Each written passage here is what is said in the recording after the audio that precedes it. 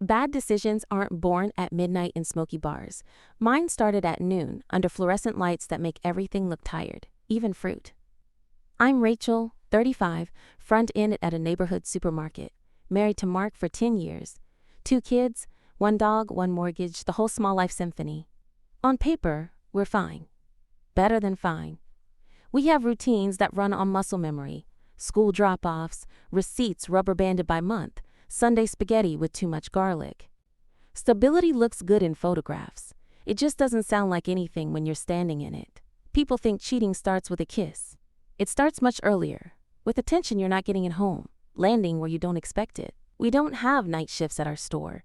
Doors open at 8, shut at 9, predictable as the beep of the scanner. Predictable was the problem. Somewhere between year 7 and year 10, the safety I used to worship turned into a hum I couldn't hear anymore. Mark still did the right things, paid the bills on time, fixed the leaky faucet, tucked the kids in with voices for each character. But his yeses got quieter, and my hunger got louder. Logan showed up in a navy jacket with security stitched over his chest and a wedding ring that caught the light when he signed for deliveries. Married. I clocked it the way you clock price tags. Automatically, telling yourself it's just information. He kept a photo tucked behind his badge, a little girl in pink rain boots stomping through a puddle. Maya, he said once almost apologetically, like love was something to excuse. He wasn't handsome in a poster way, he was watchful, present. He looked at people like he could see the weight they carried and knew where to put his hands. The day it started, a teenager tried to sprint out with a basket of energy drinks, and I froze, barcodes still in my fingers. Logan didn't. He wasn't dramatic about it. No movie tackle, just a calm intercept and a quiet, leave the basket and go. The kid did. My heart took longer to slow down than his. When the doors swung shut again, Logan leaned on my register, not too close. You okay? Yeah. My voice sounded like someone else's. Thanks. He set a protein bar beside the till. Eat. You're shaking. I wanted to say I was fine. Instead, I unwrapped the bar and took a bite I didn't taste. His eyes softened, not predatory, protective. That difference shouldn't have mattered. It mattered. After the incident, there's always paperwork. He brought the form to my lane at the slow part of the afternoon, the store murmuring in that low way it does when everyone's just getting through their list. He asked for my statement, and I gave him the facts: time, description, which exit. My handwriting looked like a stranger's, careful, neat, like I wanted to be believed. He tapped the bottom of the page. Put your number here, in case the manager or I need details later. It was standard. It was nothing. It was my phone number in his hands. Married, I said, because I needed to prove I knew. He nodded. Me too. He said it gently, as if the words might bruise if he dropped them. I thought that would be the end. You sign. You file. You move on. But the next morning, during the lull between the bread rush and the lunch crowd, my phone buzzed in the pocket of my apron. Unknown number.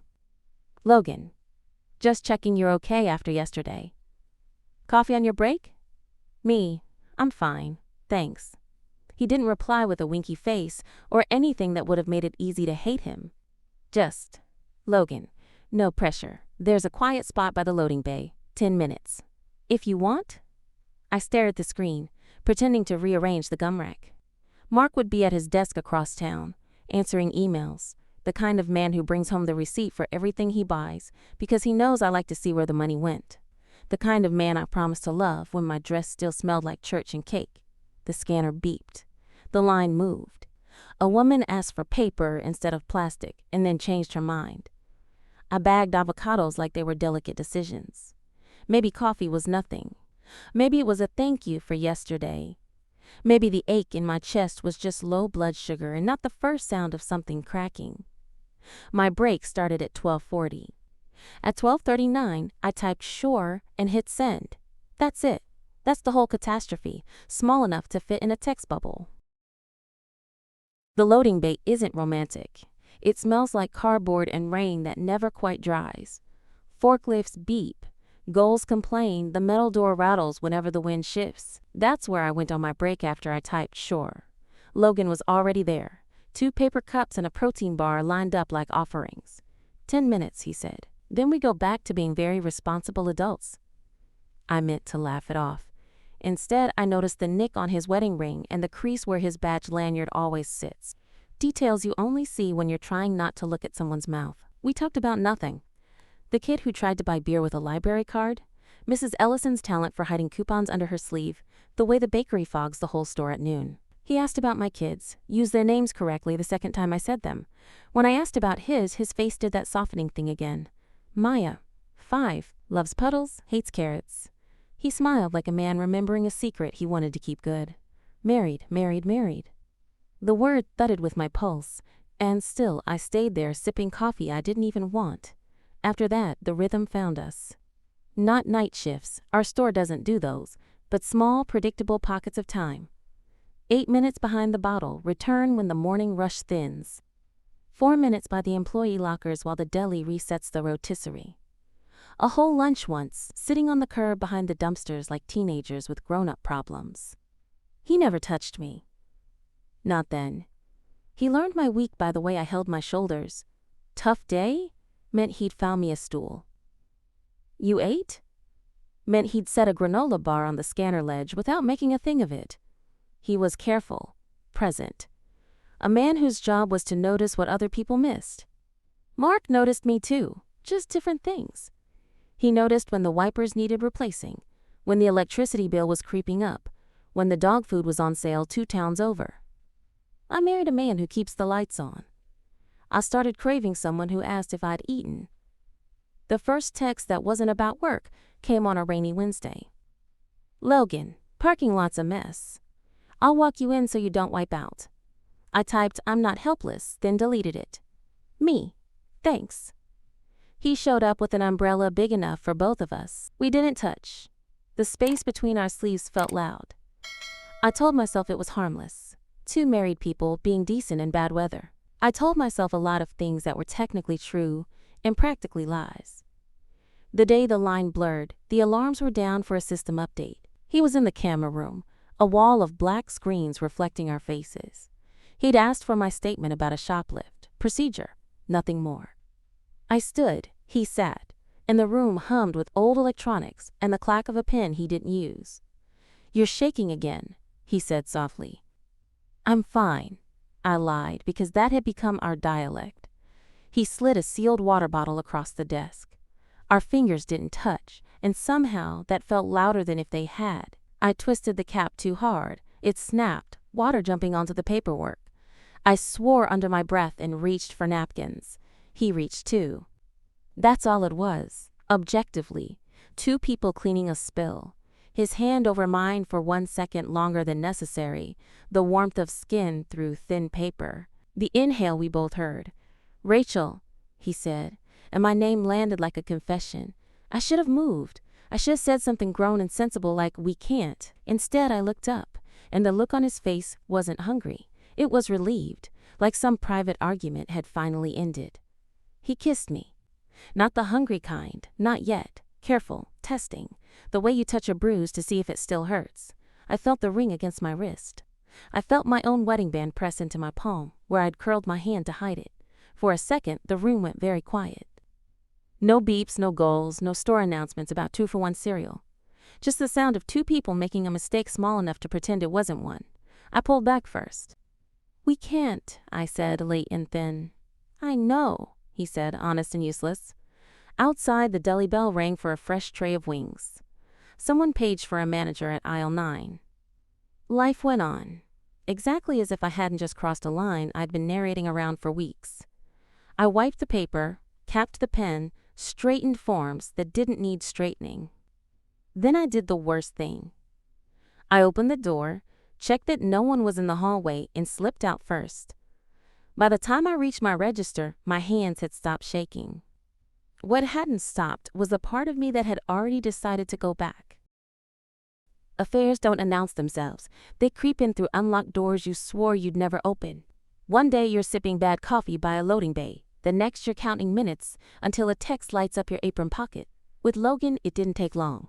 A kiss in the camera room became a habit. Once a week turned into twice, then whenever the schedules lined up and the blind spots in the store allowed. He had keys to everywhere, and suddenly so did I.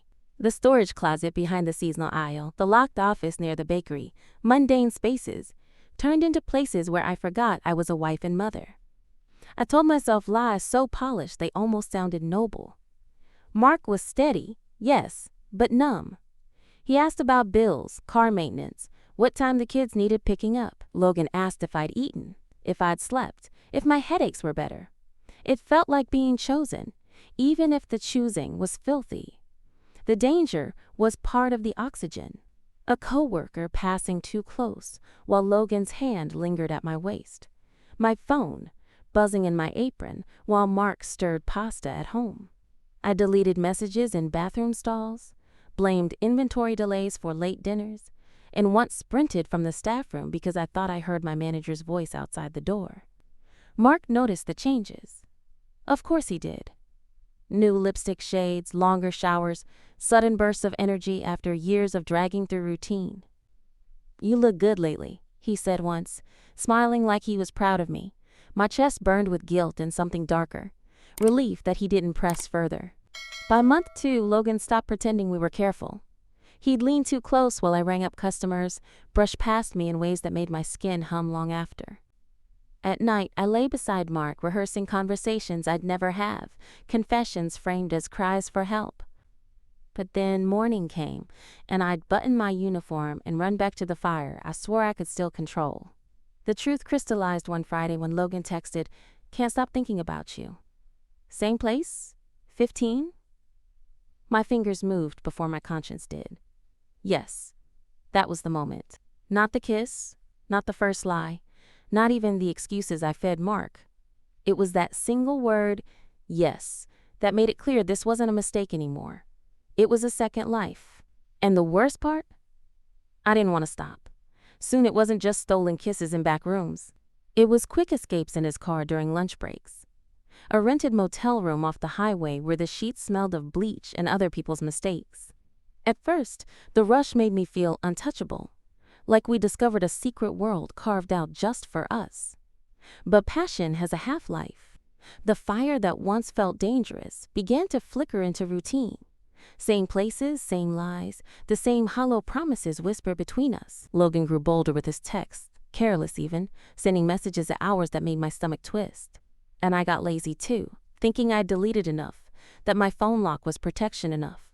In truth, what we had was already fading, burning out before either of us said it aloud. I just didn't realize the embers we left smoldering would be the very thing that gave us away. It ended on a Tuesday, though the affair had been ending itself long before that. I came home from a late shift, my phone still warm from Logan's last message. Last time was worth the risk. I thought I'd deleted it. I thought I'd deleted everything. Mark was sitting at the kitchen table. No TV on, no laptop humming. Just him, still in his work shirt.